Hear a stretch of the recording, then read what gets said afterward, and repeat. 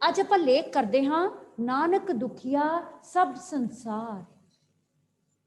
ਗੁਰਬਾਣੀ ਦੀ ਤੁਕ ਹੈ। ਸਭ ਤੋਂ ਪਹਿਲਾਂ ਤੁਸੀਂ ਭੂਮਿਕਾ ਲਿਖੋਗੇ। ਭੂਮਿਕਾ ਦੇ ਵਿੱਚ ਆਪਾਂ ਲਾਈਨਸ ਪਹਿਲਾਂ ਇਹ ਵੀ ਲਿਖਣੀਆਂ ਨੇ ਕਿ ਜਿਹੜਾ ਇਹ ਸ੍ਰਿਸ਼ਟੀ ਹੈ ਇਹ ਪ੍ਰਮਾਤਮਾ ਦੀ ਸਿਰਜੀ ਹੋਈ ਹੈ। ਇਹਦੇ ਵਿੱਚ ਮਨੁੱਖੀ ਜੀਵਨ ਸਭ ਤੋਂ ਅਨਮੋਲ ਜੀਵਨ ਹੈ। ਠੀਕ ਹੈ, ਮਨੁੱਖ ਇਸ ਸ੍ਰਿਸ਼ਟੀ ਦਾ ਸਿਕਦਾਰ ਹੈ। ਸ੍ਰਿਸ਼ਟੀ ਤੇ ਸਭ ਤੋਂ ਸ੍ਰੇਸ਼ਟ ਜੀਵ ਮੰਨਿਆ ਗਿਆ ਮਨੁੱਖ, ਜਿਹੜਾ ਕਿ 84 ਲੱਖ ਜੂਨਾਂ ਭੋਗਣ ਤੋਂ ਬਾਅਦ ਉਸਨੂੰ ਇਹ ਜੀਵਨ ਮਿਲਿਆ। ਪਰ ਸੰਸਾਰ ਵਿੱਚ ਜਿਵੇਂ ਜਿਵੇਂ ਇਨਸਾਨ ਵੱਡਾ ਹੋਇਆ, ਉਹਨੂੰ ਆਪਣੀ ਸੋਝੀ ਆਈ, ਉਹਦਾ ਮਨ ਤੇ ਕਾਬੂ ਨਹੀਂ ਰਿਹਾ। ਮਨ ਜੀ ਤੇ ਜਿੱਤੀ ਤੇ ਲੇਖ ਤੁਸੀਂ ਆਲਰੇਡੀ ਕਰ ਚੁੱਕੇ ਹੋ ਕਿ ਜਿਹੜੇ ਦੁੱਖ ਨੇ ਨਾ ਅਸਲ ਵਿੱਚ ਕੀ ਹੁੰਦੇ ਨੇ, ਸਾਡੀਆਂ ਮਨ ਦੀਆਂ ਤ੍ਰਿਸ਼ਨਾਵਾਂ ਵਿੱਚੋਂ ਉਪਜਦੇ ਨੇ। ਕਿ ਮਨ ਦੀਆਂ ਤ੍ਰਿਸ਼ਨਾਵਾਂ, ਮਨ ਦੀਆਂ ਇੱਛਾਵਾਂ ਸਾਡੀਆਂ ਵੱਧਦੀਆਂ ਜਾਂਦੀਆਂ, ਉਹਨਾਂ ਦੀ ਪੂਰਤੀ ਦੇ ਲਈ ਅਸੀਂ ਤਰੀਕੇ ਅਪਣਾਉਂਦੇ ਹਾਂ, ਜਾਇਜ਼ ਨਜਾਇਜ਼ ਤਰੀਕੇ ਅਪਣਾਉਂਦੇ ਹਾਂ। ਜਦੋਂ ਸਾਡੀਆਂ ਇੱਛਾਵਾਂ ਦੀ ਪੂਰਤੀ ਨਹੀਂ ਹੁੰਦੀ ਤਾਂ ਅਸੀਂ ਦੁਖੀ ਹੁੰਦੇ ਹਾਂ। ਅਜਿਹੇ ਦੁੱਖ ਉਪਜਦੇ ਨੇ। ਕੁਝ ਇੱਕ ਦੁੱਖ ਸੁਭਾਵਿਕ ਹੁੰਦੇ ਨੇ, ਕੁਝ ਇੱਕ ਦੁੱਖ ਕੁਦਰਤੀ ਆ ਜਾਂਦੇ ਨੇ, ਜਿਵੇਂ ਨੈਚੁਰਲ ਕਲੈਮਿਟੀਜ਼ ਆ ਗਈਆਂ। ਹੁਣ ਕਰੋਨਾ ਮਹਾਮਾਰੀ ਜਿਹੜੀ ਹੈ, ਕਰੋਨਾ ਵਾਇਰਸ, ਇਹ ਸਾਰੇ ਸੰਸਾਰ ਦੇ ਲਈ ਨਾ ਦੁੱਖ ਲੈ ਕੇ ਆਇਆ ਨਾ, ਸਾਰੇ ਸੰਸਾਰ ਨੂੰ ਹੀ ਚਿੰਤਾ ਚ ਪਾਤਾ, ਸਾਰੇ ਸੰਸਾਰ ਦੇ ਵਿੱਚ ਡਰ ਪੈਦਾ ਕਰਤਾ, ਦਹਿਸ਼ਤ ਪੈਦਾ ਕਰਦੀ, ਕੰਮ ਕਾਜ ਠੱਪ ਹੋ ਕੇ ਰਹਿ ਗਏ ਤੇ ਇਨਸਾਨ ਤਾਂ ਦੁਖੀ ਹੋਇਆ ਹੀ ਹੋਇਆ। ਇਹ ਤਾਂ ਪ੍ਰਮਾਤਮਾ ਵੱਲੋਂ ਕੁਦਰਤੀ, ਕੋਈ ਹੜ੍ਹ ਆ ਗਏ, ਕੋਈ ਭੁਚਾਲ ਆ ਗਏ, ਨੈਚੁਰਲ ਕਲੈਮਿਟੀਜ਼ ਜਿਹਨੂੰ ਕਹਿੰਦੇ ਨੇ, ਉਹ ਤਾਂ ਸਾਰੀ ਸੰਸਾਰ ਹੀ ਜੂਝਦਾ ਹੈ ਨਾ। ਜੇ ਕਿਸੇ ਦੇਸ਼ ਚਾਹੁੰਦੇ ਨੇ ਤਾਂ ਦੇਸ਼ਵਾਸੀ ਜੂਝਦੇ ਨੇ, ਉਹ ਕੁਦਰਤੀ ਦੁੱਖ ਨੇ। ਪਰ ਕੁਝ ਇੱਕ ਦੁੱਖ ਇਨਸਾਨ ਆਪ ਸਹੇੜਦਾ ਹੈ। ਉਹ ਕਿਵੇਂ ਸਹੇੜਦਾ? ਇੱਛਾਵਾਂ ਵਧਾਉਂਦਾ, ਆਪਣੀਆਂ ਇੱਛਾਵਾਂ ਦੀ ਪੂਰਤੀ ਦੇ ਲਈ ਉਹ ਤਰੀਕੇ ਅਪਣਾਉਂਦਾ। ਜਦੋਂ ਫਿਰ ਵੀ ਇੱਛਾਵਾਂ ਪੂਰੀਆਂ ਨਹੀਂ ਹੁੰਦੀਆਂ ਤਾਂ ਉਹ ਬਹੁਤ ਦੁਖੀ ਹੁੰਦਾ ਹੈ। ਇਸੇ ਕਰਕੇ ਗੁਰੂ ਸਾਹਿਬ ਨੇ, ਗੁਰੂ ਨਾਨਕ ਦੇਵ ਜੀ ਦੀ ਇਹ ਉਚਾਰੀ ਹੋਈ ਤੁਕ ਹੈ, ਫਿਰ ਭੂਮਿਕਾ 'ਚ ਲਿਖਣਾ ਹੈ, ਗੁਰੂ ਨਾਨਕ ਦੇਵ ਜੀ ਦੀ ਉਚਾਰੀ ਹੋਈ ਇਹ ਤੁਕ ਹੈ, ਨਾਨਕ ਦੁਖੀਆ ਸਭ ਸੰਸਾਰ। ਗੁਰੂ ਨਾਨਕ ਦੇਵ ਜੀ ਨੇ ਇਹ ਤੱਤ ਕਰ ਦਿੱਤਾ ਕਿ ਇਹ ਸੰਸਾਰ ਦੁੱਖਾਂ ਦਾ ਘਰ ਹੈ। ਔਰ ਫਰੀਦ ਜੀ ਨੇ ਵੀ ਕਹਿਤਾ, ਫਰੀਦਾ ਮੈਂ ਜਾਣਿਆ ਦੁੱਖ ਮੁਝ ਕੋ। ਫਰੀਦ ਜੀ ਕਹਿੰਦੇ ਮੈਂ ਸਮਝਦਾ ਸੀ ਦੁੱਖ ਮੈਨੂੰ ਹੀ ਹੈ। ਦੁੱਖ ਸੁਭਾਇਆ ਜਗ, ਸੰਸਾਰ ਹੀ ਦੁੱਖਾਂ 'ਚ ਘਿਰਿਆ ਪਿਆ। ਉੱਚੇ ਚੜ ਕੇ ਦੇਖਿਆ ਘਰ ਘਰ ਇਹ ਦੇ, ਕਹਿੰਦੇ ਮੈਂ ਉੱਪਰ ਚੜ ਕੇ ਦੇਖਿਆ, ਮੀਨ ਸੰਸਾਰ ਅੰਦਰ ਝਾਤੀ ਮਾਰੀ, ਘਰ ਘਰ ਇਹ ਅੱਗ। ਹਰ ਕੋਈ ਇਨਸਾਨ ਦੁਖੀ ਹੈ, ਕਿਉਂਕਿ ਦੁੱਖ ਕਈ ਤਰ੍ਹਾਂ ਦੇ ਨੇ। ਸੁਖ ਕੇ ਹੇਤ ਬਹੁਤ ਦੁੱਖ ਪਾਵਤ, ਸੇਵਾ ਕਰਤ ਜਨ ਜਨ ਕੀ। ਇਨਸਾਨ ਸੁੱਖਾਂ ਨੂੰ ਪ੍ਰਾਪਤ ਕਰਨ ਲਈ ਦੁੱਖਾਂ ਵਿੱਚ ਘਿਰ ਜਾਂਦਾ ਹੈ। ਠੀਕ ਹੈ, ਬਹੁਤ ਦੁਖੀ ਹੁੰਦਾ, ਫਿਰ ਦੁਖੀ ਹੋਇਆ, ਇੱਕ ਤੋਂ ਵੱਧ ਇੱਕ ਦੁੱਖਾਂ ਦੇ ਵਿੱਚ ਹੋਰ ਘਿਰਦਾ ਜਾਂਦਾ ਹੈ। ਪਰ ਫਿਰ ਦੁੱਖਾਂ ਦਾ ਇਲਾਜ ਵੀ ਇੱਕੋ ਹੀ ਹੈ ਕਿ ਪ੍ਰਮਾਤਮਾ ਜਿਹਨੇ ਇਹ ਜੀਵਨ ਦਿੱਤਾ, ਪ੍ਰਮਾਤਮਾ ਨੂੰ ਹੀ ਭੁੱਲ ਗਿਆ ਕਿ ਪ੍ਰਮਾਤਮਾ ਨੇ ਕਈ ਕਰਮ ਕਰਨ ਲਈ ਸੰਸਾਰ ਵਿੱਚ ਭੇਜਿਆ ਸੀ। ਦੇਖੋ, ਅਸੀਂ ਪ੍ਰਮਾਤਮਾ ਤੋਂ ਟੁੱਟ ਗਏ। ਅਸੀਂ ਸਾਰੇ ਕੀ ਹਾਂ? ਵਿਛੜੀਆਂ ਹੋਈਆਂ ਆਤਮਾਵਾਂ ਹਾਂ, ਜੀਵ ਆਤਮਾਵਾਂ, ਸੰਸਾਰਕ ਜੀਵ ਆਤਮਾਵਾਂ, ਜੋ ਕਿ ਅਸੀਂ ਪ੍ਰਮਾਤਮਾ ਤੋਂ ਵਿਛੜ ਗਈਆਂ। ਹੁਣ ਪ੍ਰਮਾਤਮਾ ਨਾਲ ਮਿਲਾਪ ਕਰਨ ਦੇ ਲਈ ਇੱਛਾਵਾਂ ਤੇ ਕਾਬੂ ਕਰਨਾ ਪੈਣਾ ਹੈ। ਹਾਂ, ਨੋ ਡਾਊਟ ਕਿ ਸੰਸਾਰ ਵਿੱਚ ਵਿਚਰਦੇ ਹਾਂ, ਸੰਸਾਰਕ ਕੰਮ ਕਾਜ ਵੀ ਕਰਨੇ ਨੇ, ਕਾਰ ਵਿਹਾਰ ਕਰਨੇ ਨੇ। ਇਹ ਮੋਹ ਮਾਇਆ ਦਾ ਜੰਜਾਲ ਹੈ। ਪਰ ਮੋਹ ਮਾਇਆ ਦਾ ਜੰਜਾਲ ਇਹ ਤਾਂ ਨਹੀਂ ਕਹਿੰਦਾ ਕਿ ਉਹਦੇ ਵਿੱਚ ਫਸ ਜਾਓ ਤੇ ਅਸਲੀ ਮਕਸਦ ਨੂੰ ਭੁੱਲ ਜਾਓ, ਸੱਚ ਦੇ ਮਾਰਗ ਨੂੰ ਭੁੱਲ ਜਾਓ। ਠੀਕ ਹੈ, ਐਂਡ ਤੇ ਆਪਾਂ ਇਹੀ ਕਹਿਣਾ, ਸੱਚੇ ਮਾਰਗ ਚਲਦੇ ਹਾਂ ਉਸਤਤ ਕਰੇ ਜਹਾਨ। ਜਿਹੜਾ ਇਹ ਸੰਗਰਾਂਦ ਦਾ ਦਿਹਾੜਾ ਹੈ, ਇਹ ਸੰਗਰਾਂਦ ਦਾ ਦਿਹਾੜਾ ਚੜਿਆ ਆਪਣਾ ਲੋਹੜੀ ਤੋਂ ਬਾਅਦ ਮਾਘੀ ਦਾ। ਮਾਘ ਮਹੀਨੇ ਦੀ ਸੰਗਰਾਂਦ ਦੇ ਵਿੱਚ ਆਪਾਂ ਮੁੱਖ ਵਾਕ ਪੜ੍ਹੀਏ ਨਾ, ਮਾਘ ਮਹੀਨੇ ਦਾ, ਉਹਦੇ ਵਿੱਚ ਲਾਈਨ ਆਂਦੀ, ਸੱਚੇ ਮਾਰਗ ਚਲਦਿਆਂ ਉਸਤਤ ਕਰੇ ਜਹਾਨ। ਸੱਚ ਦੇ ਮਾਰਗ ਦੇ ਪੰਥ ਹੀ ਬਣਨਾ ਤਾਂ ਆਪਾਂ ਦੁੱਖਾਂ ਤੋਂ ਛੁਟਕਾਰਾ ਪਾ ਸਕਦੇ ਹਾਂ, ਕਿਉਂਕਿ ਦੁੱਖ ਅਸੀਂ ਆਪ ਸਹੇੜਦੇ ਹਾਂ ਜ਼ਿਆਦਾ। ਕਲੀਅਰ ਹੈ ਬੇਟੇ? ਹੁਣ ਸਟਾਰਟ ਕਰੀਏ ਲੇਖ ਅੱਛੀ ਤਰ੍ਹਾਂ। ਚਲੋ ਭੂਮਿਕਾ 'ਚ ਲਿਖੋ, ਪਹਿਲੇ ਨੋਟ ਕਰੋ ਭੂਮਿਕਾ 'ਚ। ਨਾਨਕ ਦੁਖਿਆ ਸਭ ਸੰਸਾਰ ਗੁਰਬਾਣੀ ਦੀ ਤੁਕ ਹੈ, ਗੁਰੂ ਨਾਨਕ ਦੇਵ ਜੀ ਦੀ ਉਚਾਰੀ ਹੋਈ ਹੈ। ਇਸ ਵਿੱਚ ਗੁਰੂ ਸਾਹਿਬ ਨੇ ਇੱਕ ਅਟਲ ਸੱਚਾਈ ਬਿਆਨ ਕੀਤੀ ਹੈ ਕਿ ਅਸੀਂ ਸਾਰੇ ਸੰਸਾਰਿਕ ਜੀਵ ਦੁੱਖਾਂ ਵਿੱਚ ਘਿਰੇ ਹੋਏ ਹਾਂ।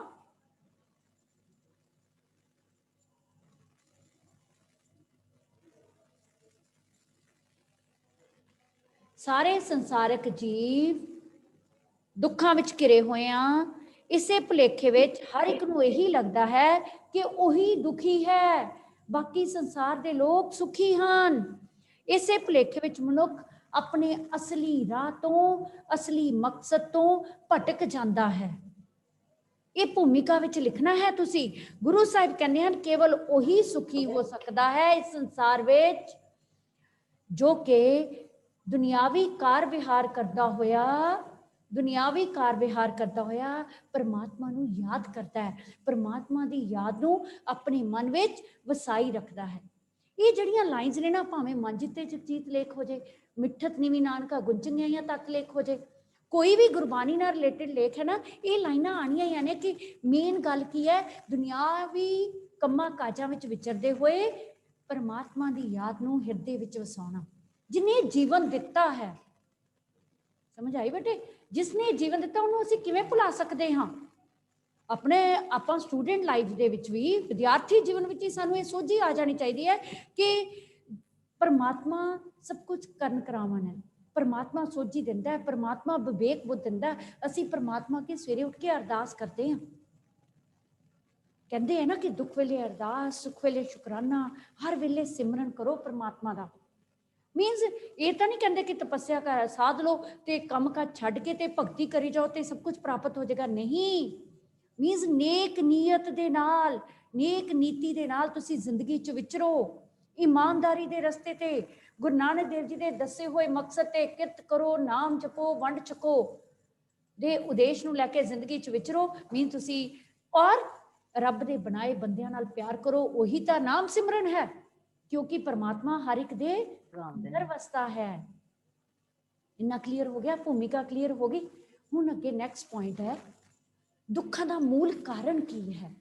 ਦੁੱਖਾਂ ਦਾ ਮੂਲ ਕਾਰਨ ਗੁਰਬਾਣੀ 'ਚ ਕਿਹਾ ਗਿਆ, ਗੁਰਬਾਣੀ 'ਚ ਇਸ ਗੱਲ ਨੂੰ ਇਹ ਕਿਹਾ ਗਿਆ ਕਿ ਦੁੱਖਾਂ ਦਾ ਮੂਲ ਕਾਰਨ ਇਨਸਾਨ ਵਿਚਲੀ ਹਉਮੈ ਹੈ, ਹੰਕਾਰ ਹੈ, ਇੱਛਾਵਾਂ ਨੂੰ ਵਧਾਉਣਾ ਹੈ, ਇੱਛਾਵਾਂ ਦਾ ਲਾਲਚ ਕਰਨਾ ਹੈ। ਇੱਕ ਇੱਛਾ ਪੂਰੀ ਹੋ ਗਈ, ਦੂਸਰੀ ਇੱਛਾ ਰੱਖ ਲਈ, ਦੂਜੀ ਇੱਛਾ ਪੂਰੀ ਹੋਈ, ਬਸ ਮੰਗੀ ਜਾਣਾ। ਕਦੀ ਪਰਮਾਤਮਾ ਤੋਂ, ਇੱਛਾਵਾਂ ਤੋਂ ਪਰੇ ਹਟ ਕੇ ਪਰਮਾਤਮਾ ਤੋਂ ਹੀ ਆਪੇ ਕਰਨ ਕਰਾਵਨ ਹੈ।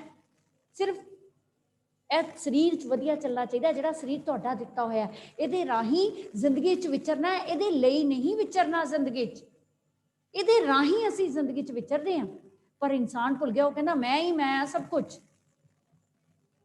ਮੈਂ ਤਾਂ ਇਸ ਸਰੀਰ ਦੇ ਲਈ ਵਿਚਰਦਾ, ਮੈਨੂੰ ਸੁੱਖ ਪ੍ਰਾਪਤ ਹੋਣੇ ਚਾਹੀਦੇ ਨੇ। ਇਸ ਭੁਲੇਖੇ ਦੇ ਵਿੱਚ ਉਹ ਦੁੱਖ ਤੇ ਦੁੱਖ ਸਹੇੜੀ ਜਾਂਦਾ। ਦੁੱਖਾਂ ਦਾ ਮੂਲ ਕਾਰਨ ਇਨਸਾਨ ਦਾ ਸਭ ਤੋਂ ਵੱਡਾ ਹੰਕਾਰ ਹੈ। ਗੁਰਬਾਣੀ ਵਿੱਚ ਕਿਹਾ ਗਿਆ, ਕੀ ਕਿਹਾ ਗੁਰਬਾਣੀ ਵਿੱਚ, ਹਉਮੈ ਵਿੱਚ ਜਗ ਉਪਜੈ ਪੁਰਖਾ, ਪੁਰਖਾ ਮੀਨਸ ਇਨਸਾਨ, ਨਾਮ ਵਿਸਰੀਏ ਦੁੱਖ ਪਾਈਏ, ਨਾਮ ਨੂੰ ਵਿਸਾਰ ਦਿੱਤਾ, ਪਰਮਾਤਮਾ ਨੂੰ ਵਿਸਾਰ ਦਿੱਤਾ ਤਾਂ ਦੁੱਖ ਸਹੇੜ ਲਏ। ਦੁੱਖਾਂ ਦਾ ਮੂਲ ਕਾਰਨ ਕੀ ਹੋਇਆ, ਹੰਕਾਰ। ਕਲੀਅਰ ਹੈ ਬੇਟੇ, ਮੈਂ ਲੇਖ ਪੂਰਾ ਪ੍ਰਿਪੇਅਰ ਕਰਵਾ ਦੇਣਾ, ਇਸ ਕਰਕੇ ਤੁਹਾਨੂੰ ਮੈਂ ਕਹਿ ਰਹੀ ਹਾਂ ਧਿਆਨ ਨਾਲ ਸੁਣੋ।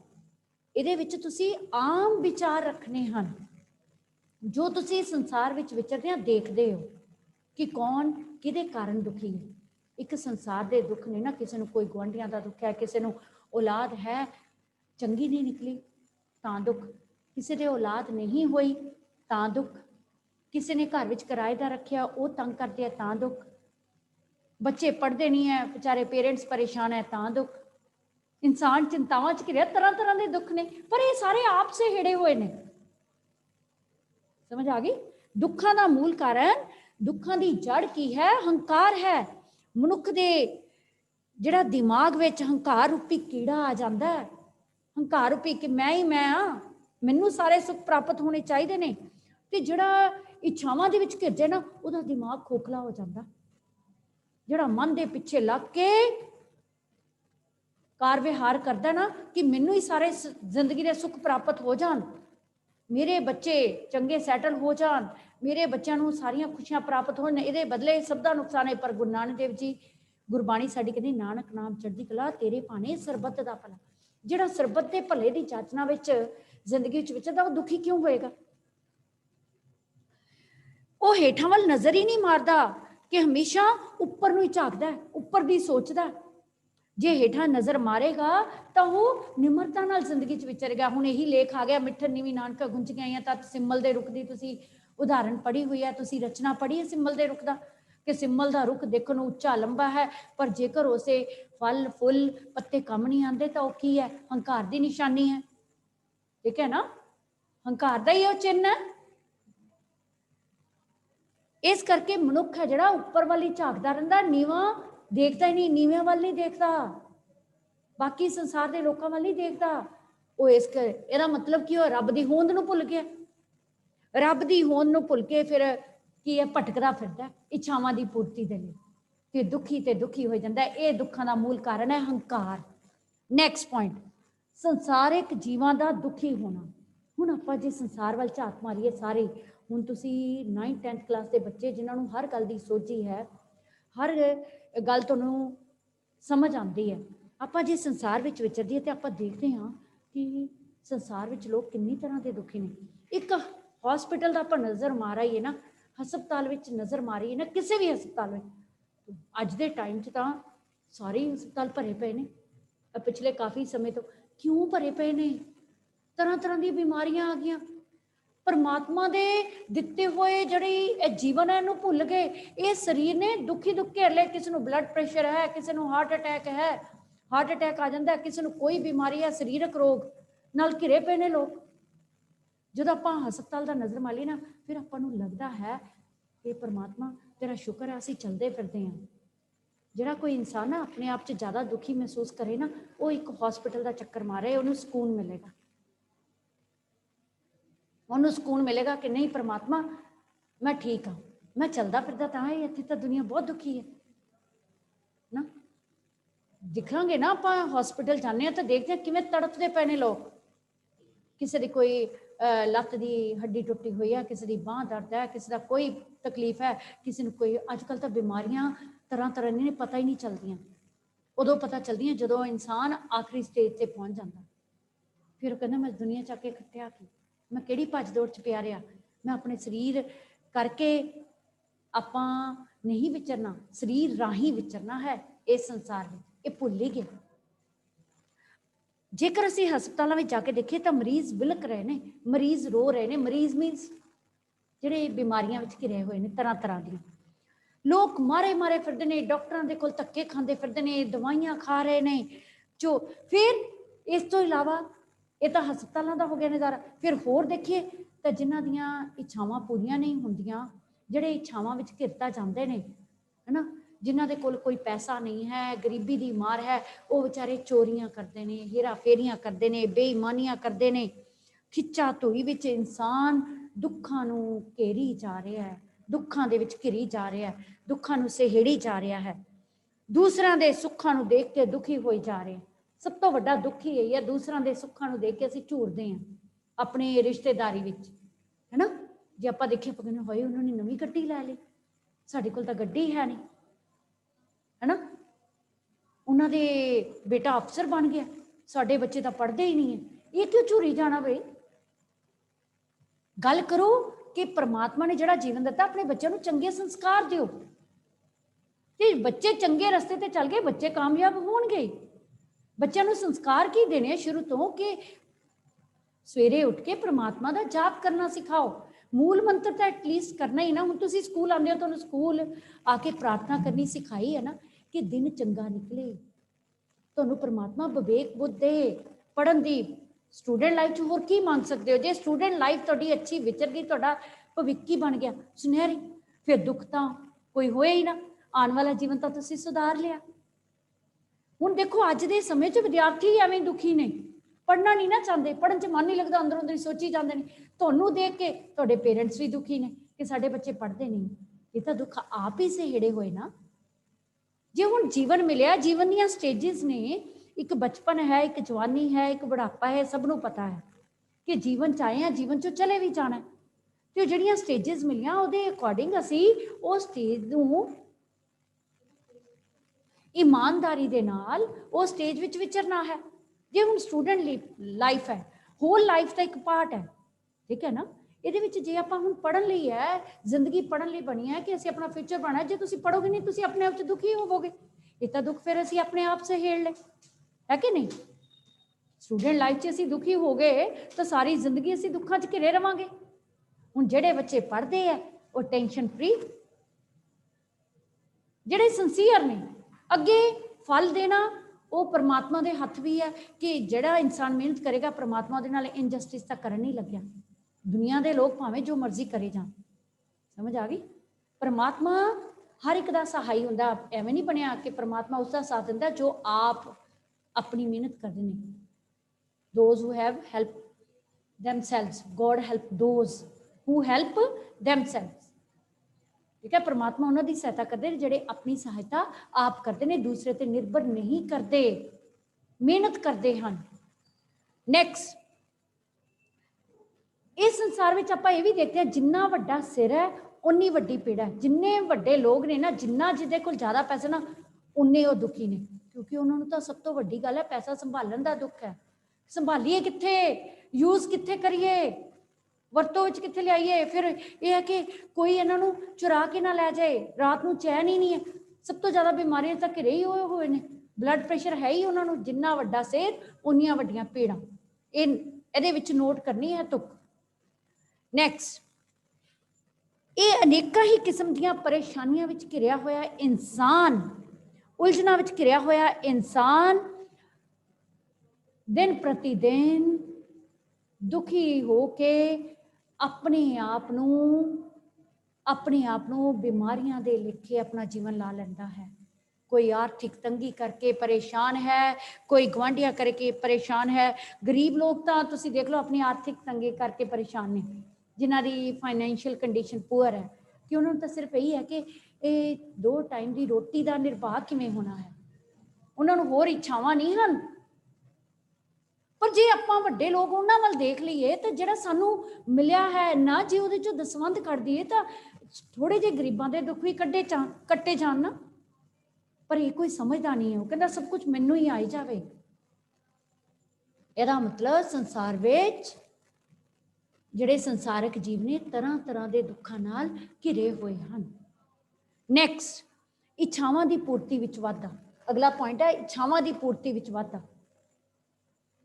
ਇਨਸਾਨ ਇਸ ਸੰਸਾਰ ਵਿੱਚ ਆ ਕੇ ਦਿਨ ਪ੍ਰਤੀ ਦਿਨ ਆਪਣੀਆਂ ਇੱਛਾਵਾਂ ਨੂੰ ਵਧਾਈ ਜਾ ਰਿਹਾ, ਦੂਸਰਿਆਂ ਦੇ ਵੱਲ ਦੇਖ ਕੇ ਭੇਡ ਚਾਲ ਦੀ ਤਰ੍ਹਾਂ। ਹੁਣ ਇੱਕ ਇਨਸਾਨ ਕੋਲ ਪੈਸਾ, ਉਹ ਵੱਡੇ ਵੱਡੇ ਪੈਲਸਾਂ ਵਿੱਚ ਵਿਆਹ ਕਰਦਾ, ਤੇ ਜਿਹੜਾ ਮੀਡੀਓਕਰ ਫੈਮਿਲੀ ਨਾਲ ਸੰਬੰਧ ਰੱਖਦਾ, ਉਹਨੂੰ ਲੱਗਦਾ ਕਿ ਇੰਨੇ ਸਾਡੇ ਗੁਆਂਢੀਆਂ ਨੇ ਆਪਣੇ ਬੇਟੀ ਦਾ ਵਿਆਹ ਇੰਨੇ ਵੱਡੇ ਪੈਲੇਸ 'ਚ ਕੀਤਾ, ਅਸੀਂ ਜੇ ਨਾ ਕੀਤਾ ਤਾਂ ਲੋਕ ਕੀ ਕਹਿਣਗੇ। ਇੱਕ ਤਾਂ ਜਿਹੜਾ ਸਟੇਟਸ ਹੈ ਨਾ, ਉਹ ਇਨਸਾਨ ਨੂੰ ਮਾਰ ਜਾਂਦਾ ਕਿ ਸੁਸਾਇਟੀ ਕੀ ਕਹੇਗੀ। ਵੀ ਸੁਸਾਇਟੀ ਕਹਿੰਦੀ ਹੈ ਜੋ ਮਰਜ਼ੀ ਕਹੇ, ਅਸੀਂ ਆਪਣੀ ਜੇਬ ਵੀ ਤਾਂ ਦੇਖਣੀ, ਚਾਦਰ ਵੇਖ ਕੇ ਪੈਰ ਪਸਾਰਨੇ ਚਾਹੀਦੇ ਨੇ। ਐਵੇਂ ਨਹੀਂ ਦੂਜਿਆਂ ਵੱਲ ਦੇਖ ਕੇ ਆਪਣੀਆਂ ਇੱਛਾਵਾਂ ਵਧਾ ਲੈਣੀਆਂ ਚਾਹੀਦੀਆਂ, ਠੀਕ ਹੈ। ਪਰ ਇਨਸਾਨ ਹੈ ਜਿਹੜਾ ਕਿ ਆਪਣੀਆਂ ਇੱਛਾਵਾਂ ਨੂੰ ਸਮਾਜ ਵਿੱਚ ਵਿਚਰਦਿਆਂ ਹੋਇਆਂ ਇੱਕ ਦੂਸਰੇ ਵੱਲ ਦੇਖ ਕੇ ਵਧਾਈ ਜਾ ਰਿਹਾ, ਤੇ ਉਹ ਇੱਛਾਵਾਂ ਦੀ ਪੂਰਤੀ ਦੇ ਲਈ ਫਿਰ ਕੀ ਕਰਦਾ ਹੈ, ਜਾਇਜ਼ ਨਜਾਇਜ਼ ਤਰੀਕੇ ਅਪਣਾਉਂਦਾ ਹੈ। ਚੋਰੀ, ਹੇਰਾਫੇਰੀ, ਠੱਗੀ, ਬੇਈਮਾਨੀ ਦਾ ਰਸਤਾ ਅਖਤਿਆਰ ਕਰਦਾ। ਇਹ ਨਹੀਂ ਪਤਾ ਅਜੇ ਰਸਤੇ ਤੇ ਚੱਲ ਕੇ, ਇਹ ਰਸਤਾ ਤਾਂ ਕੁਰਾਇਆ ਰਸਤਾ ਹੈ, ਜੇ ਕੁਰਾਹੇ ਰਸਤੇ ਤੇ ਪੈ ਕੇ ਉਹ ਆਪਣੇ ਆਪ ਨੂੰ ਕਾਹਦੇ 'ਚ ਘੇਰ ਰਿਹਾ ਹੈ, ਪਰੇਸ਼ਾਨੀਆਂ ਵਿੱਚ, ਦੁੱਖਾਂ ਵਿੱਚ ਹੋਰ ਘਿਰ ਰਿਹਾ ਹੈ।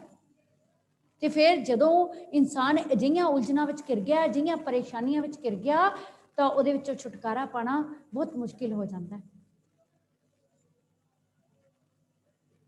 ਫਿਰ ਤਾਂ ਉਹੀ ਗੱਲ ਹੋਈ ਨਾ, 900 ਚੂਹੇ ਖਾ ਕੇ ਬਿੱਲੀ ਹੱਜ ਨੂੰ ਚੱਲੀ। ਸਾਰੀ ਜ਼ਿੰਦਗੀ ਕੁਕਰਮ ਕਰ ਲਏ, ਮਾੜੇ ਕਰਮ ਕਰ ਲਏ, ਭੁੱਲ ਹੀ ਗਏ ਕਿੱਥੋਂ ਆਏ ਆ, ਕਿੱਥੇ ਜਾਣਾ ਹੈ। ਫਿਰ ਆਖਰੀ ਉਮਰ ਜਦੋਂ ਬੁਢਾਪਾ ਆ ਗਿਆ, ਬਜ਼ੁਰਗ ਹੋ ਗਏ, ਫਿਰ ਪਰਮਾਤਮਾ ਦੇ ਘਰ ਦਾ ਰਸਤਾ ਦੇਖਣਾ ਸ਼ੁਰੂ ਕਰ ਦਿੱਤਾ ਕਿ ਮੰਦਿਰ 'ਚ ਆਈਏ, ਗੁਰਦੁਆਰੇ 'ਚ ਆਈਏ, ਮਸਜਿਦ 'ਚ ਆਈਏ, ਜਿਹੜਾ ਵੀ ਧਾਰਮਿਕ ਸਥਾਨ ਹੈ, ਪਰਮਾਤਮਾ ਨੂੰ ਯਾਦ ਕਰ ਲਈਏ। ਪਰ ਸਾਰੀ ਜ਼ਿੰਦਗੀ ਤਾਂ ਮਾੜੇ ਕਰਮ ਕੀਤੇ। ਇਹ ਭੁੱਲ ਗਏ ਕਿ ਰੱਬ ਦੀ ਦਰਗਾਹ ਵਿੱਚ ਆ ਕੇ ਆਪਣੇ ਕੀਤੇ ਕਰਮਾਂ ਦਾ ਲੇਖਾ ਵੀ ਦੇਣਾ ਪਏਗਾ ਇਨਸਾਨ ਨੂੰ। ਇੰਨੀਆਂ ਇੱਛਾਵਾਂ ਵਧਾ ਰਹੀਆਂ, ਇੱਛਾਵਾਂ ਵਧਾਉਣ ਕਰਕੇ ਆਪਣੇ ਆਪ ਨੂੰ ਦੁੱਖਾਂ 'ਚ ਪਾ ਲਿਆ। ਹੋ ਗਿਆ ਬੇਟੇ ਕਲੀਅਰ? ਨੈਕਸਟ, ਇਹਨਾਂ ਇੱਛਾਵਾਂ ਦੇ ਕਰਕੇ ਮਨੁੱਖ ਕਈ ਵਾਰੀ ਬਹੁਤ ਸਾਰੇ ਜਿਹੜੇ ਦੁਨਿਆਵੀ ਸੰਬੰਧ ਨੇ ਉਹ ਤੋੜ ਲੈਂਦਾ, ਸਮਾਜਿਕ ਸੰਬੰਧ ਖਤਮ ਹੋ ਜਾਂਦੇ ਨੇ, ਰਿਸ਼ਤੇਦਾਰੀਆਂ ਖਤਮ ਹੋ ਜਾਂਦੀਆਂ, ਨਫ਼ਰਤ ਪੈਦਾ ਹੋ ਜਾਂਦੀ, ਦੁਸ਼ਮਣੀ ਪੈਦਾ ਹੋ ਜਾਂਦੀ ਹੈ। ਆਪਣੀ ਜ਼ਿੰਦਗੀ ਨੂੰ ਆਪ ਹੀ ਰਿਸਕ ਵਿੱਚ ਲੈ ਲੈਂਦਾ ਇਨਸਾਨ, ਅਜਿਹੇ ਰਸਤੇ ਤੇ ਚੱਲ ਕੇ ਇੱਛਾਵਾਂ ਦੀ ਨੂੰ ਵਧਾਉਣ ਕਰਕੇ ਦਿਨ ਪ੍ਰਤੀ ਦਿਨ ਇੱਛਾਵਾਂ ਵਿੱਚ ਉਲਝਦਾ ਰਹਿੰਦਾ। ਤੁਸੀਂ ਦੇਖਦੇ ਹੀ ਹੋ ਸੰਸਾਰ ਵਿੱਚ, ਫਿਰ ਕੀ ਆਪਣੀ ਜ਼ਿੰਦਗੀ ਨੂੰ ਰਿਸਕ ਹੈ। ਨੈਕਸਟ, ਸੰਸਾਰ ਦੁੱਖਾਂ ਦਾ ਘਰ ਹੈ। ਇਹ ਸੰਸਾਰ ਹੈ ਜੋ ਅਗਲਾ ਪੁਆਇੰਟ ਹੈ, ਸੰਸਾਰ ਦੁੱਖਾਂ ਦਾ ਘਰ ਹੈ।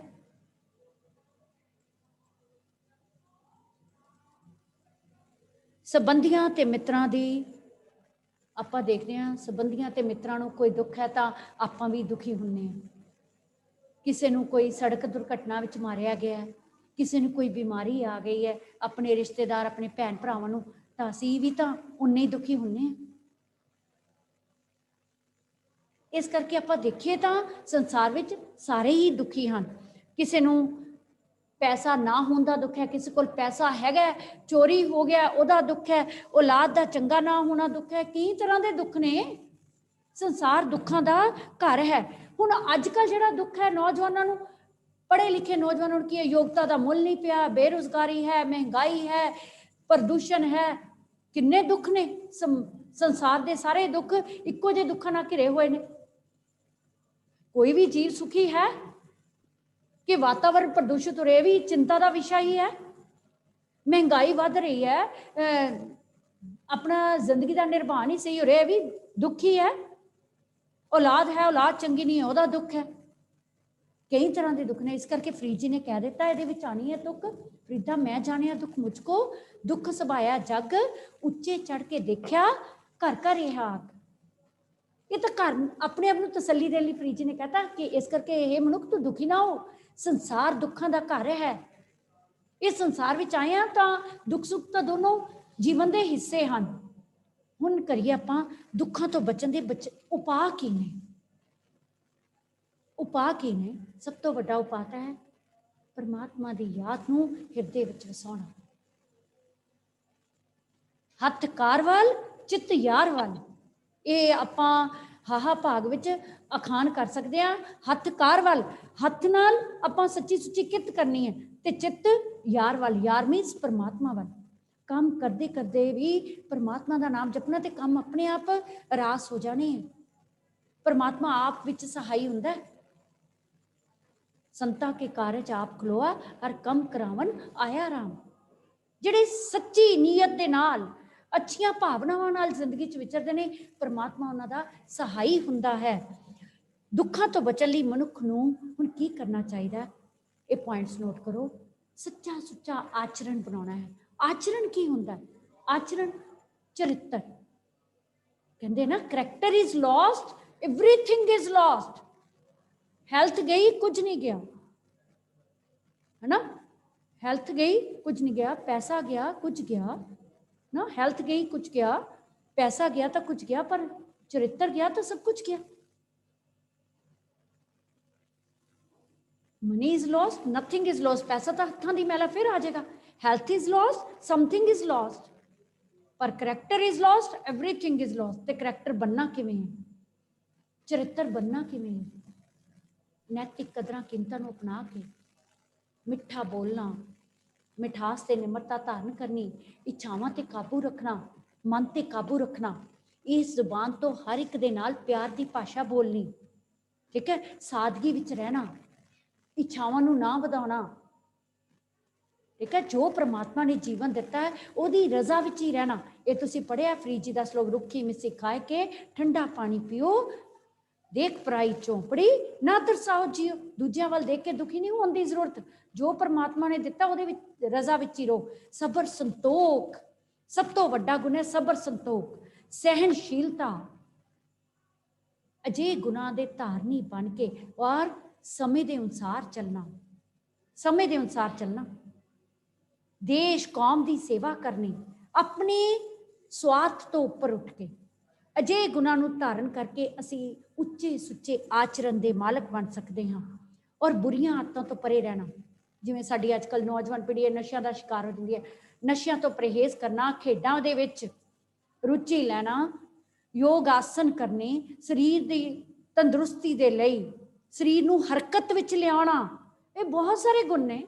ਅਜਿਹੇ ਗੁਣਾਂ ਨੂੰ ਅਪਣਾ ਕੇ ਅਸੀਂ ਦੁੱਖਾਂ ਤੋਂ ਬਚਾ। ਔਰ ਸਭ ਤੋਂ ਵੱਡਾ ਮੈਡੀਟੇਸ਼ਨ, ਚਿੰਤਨ ਕਰਨਾ, परमात्मा का नाम जपना और डेली नित्य प्रति रोजाना जिस परमात्मा ने जीवन दिता है उस परमात्मा नू याद करना है। भावें 5 मिनट निकालो, 10 मिनट निकालो, जिन्ना तुहाडे कम्मां काजां चों समा मिलदा। वैसे तो कम ही पूजा है, डॉक्टर अब्दुल कलाम ने भी कहा कम ही किरत ही पूजा है। जे तुसी कम नीयत नाल करदे हो ना, सरबत दे भले दी जाचना करके कि किसी का नुकसान ना होए, मैनू जिन्ना बेनीफिट मिलना मिल जाएगा, तो यह भी की है उच्चे सुच्चे आचरण का एक गुण है। अजे गुणां दे धारनी हो के जदों असीं समाज सेवा, देश भलाई के कामां विच हिस्सा पाते हाँ तो असीं दुखों तो बच सकते हैं और परमात्मा की याद हमेशा हिरदे विच वसांदे हाँ। अगे है दुख सुख तो जीवन के 2 हिस्से हैं। दुखों ते सुखों नूं तां जिहड़ा साडे महापुरुषां गुरु साहिबान ने हंडाया है। साडे गुरु साहिबान गुरु गोबिंद सिंह जी ने सरबंस वार दिता। जे आपां कहिए सरबंस वार दिता, अपने लाल चारे वार दिते देश कौम की खातर, पर फिर भी कहते इन पुत्रन के वार ने वार दिए सुचार। किन पुत्रन के वार ने? इस संसार के लोगों की खातर कि सारा संसार ही मेरा परिवार है, इन्हां दे सुखां की खातर मैं 4 वार दिते तो फिर की होया? जीवत कई हजार। यह जे मेरे सारे पुत्र जिउंदे ने, अजे ही भावना लियानी है, अजे ही फीलिंग लियानी है अपने अंदर। चलो जे अजिहा नहीं कर सकते, इस संसारक जीवन इत्थों तक नहीं पहुँच सकते, थोड़ी जी भावना तो अजे बना सकते हैं कि चलो जिहड़े काम काज करने इहदे नाल किसी नूं दुखी नहीं करना, किसी के हिरदे नूं ठेस नहीं पहुँचानी, अजे बोल कबोल नहीं बोलने जिहदे नाल किसी नूं ठेस पहुँचे। कहते हैं ना तलवार का फट तो चले जाता, जुबान का फट नहीं जाता। ये अगला लेख आपां यही करना, एक चुप 100 सुख। परमात्मा के बनाए बंदियां नूं प्यार करो ना, नजायज किसी नूं दुख ना दिओ, क्योंकि रब की दरगाह विच सब का लेखा जोखा खोलिया जाना है, सब का लेखा जोखे के अनुसार इंसाफ मिलना है। रब की दरगाह च तां जाना पैना। फिर मत शर्मिंदा थी भी साईं दे दरबार कि जे कर्म ना करो संसार विच आके जिहदे नाल तुहानूं रब की दरगाह विच शर्मिंदा होना। अजिहा सब कुछ करके असीं दुखों तो छुटकारा पा सकते हाँ, सुख ताई प्राप्त हो सकते हैं जे असीं सच दे पांधी बनीए। जिहड़ा मर्जी लेख आ जाए, तुसीं एंड ते तुक लिखनी है, सच्चे मार्ग चलदियां उस्तत करे जहां। सच दे पांधी बनना है, ईमानदारी के रस्ते ते चलना है। ठीक है, हो गया बेटे क्लीयर लेख? ये हुण प्रिपेयर कर लोगे, तीनों लेख तुसीं प्रिपेयर करने हैं। मनजीत ते जगजीत, मिठत नीवी नानका गुंजंगियां तत और नानक दुखिया सब